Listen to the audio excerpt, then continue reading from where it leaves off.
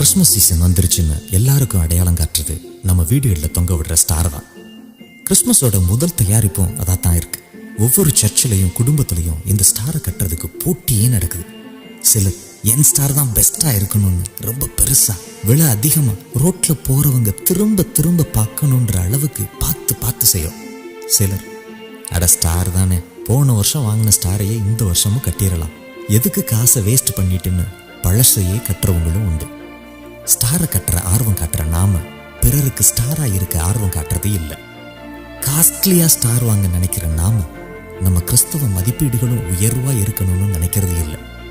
ஸ்டார்ல ஸ்டேட்டஸ் பார்க்குற நாம நம்ம வாழ்க்கை பிறருக்கு வழிகாட்டியா இருக்கணும்ன்ற கிறிஸ்தவ ஸ்டேட்டஸை மறந்துடுறோம்.